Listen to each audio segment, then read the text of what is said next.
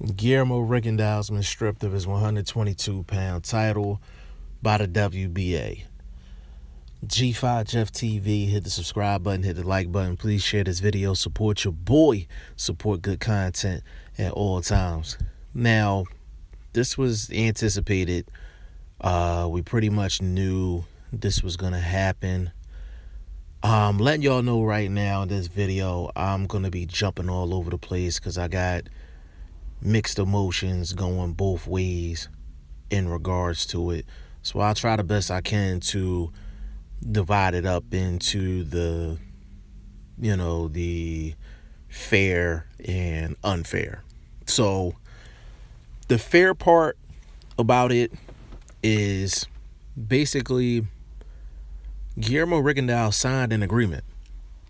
And there's plenty of times when we sign an agreement in life that may not necessarily be fair. You may sign up for a job where you're not getting paid the amount of money you should be getting paid, but you signed up for it. You could get a loan from a bank. It could be like a payday loan, a predatory loan, or something like that where the terms are unfair, but you sign up for it. And that's what Rigondeaux did. Like, WBA basically said, okay, we'll give you the approval to go from 122 to 130, but you will lose your title if you lose the fight. Now, that's what he signed up for, and, he lost the fight against Vasyl Lomachenko. And it really didn't matter how he lost. They didn't say if it was competitive or anything like that. They just said if he lost, he would lose his title. So the WBA really just followed through on an agreement that both parties agreed to. Now, the unfair part. Those stipulations has never been done to any other boxer in boxing history, to my knowledge. And if it has, please mention the boxer, the organization, and the situation. But to my knowledge, that has never been the case for any fighter in the history of boxing. Those exact terms. That's the unfair part.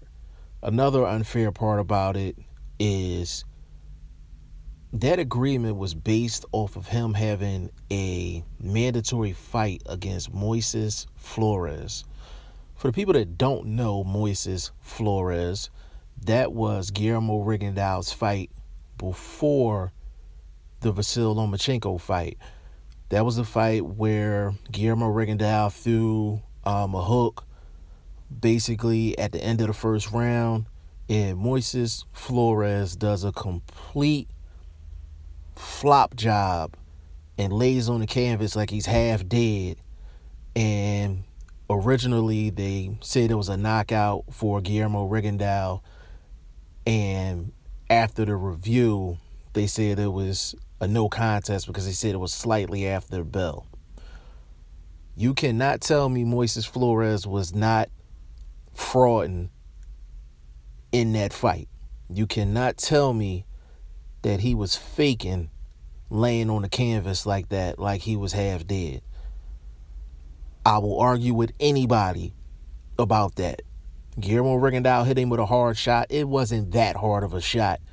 And you can tell by his reaction, it was a delayed reaction. For that type of shot, it wouldn't be no delayed reaction, and then you're laying on the ground for 4 or 5 minutes. Like, hell no. Like, we don't believe you. So for Guillermo Rigondeaux to have to sign those stipulations for Moises Flores,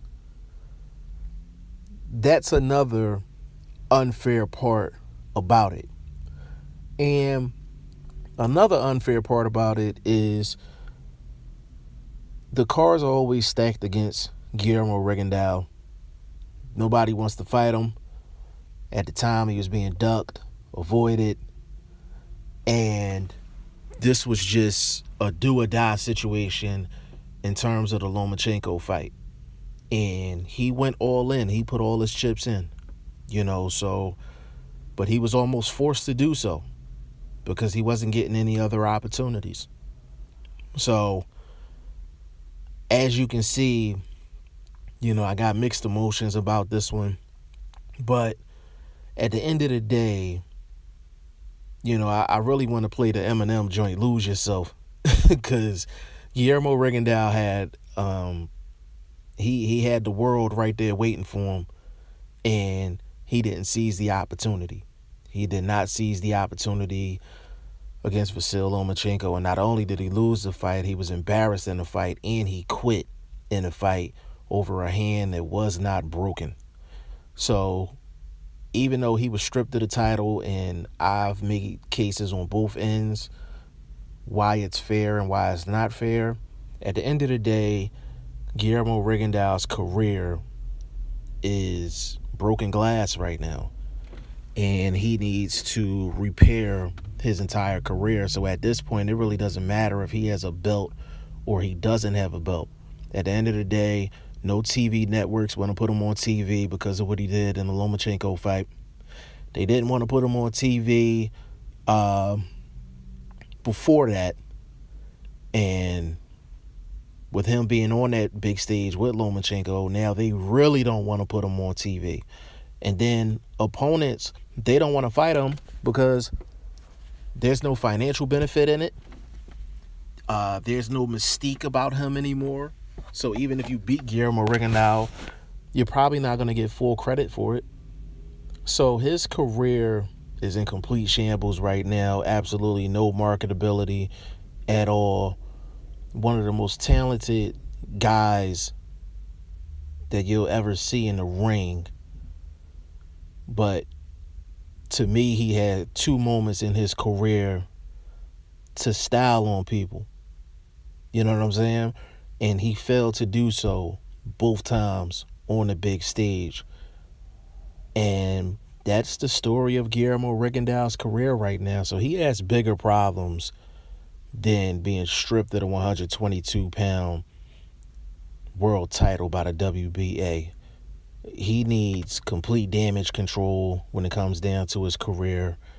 And he has to build from the ground up. But he's been blackballed so much, I don't even know if he'll be able to rebuild his career at this point.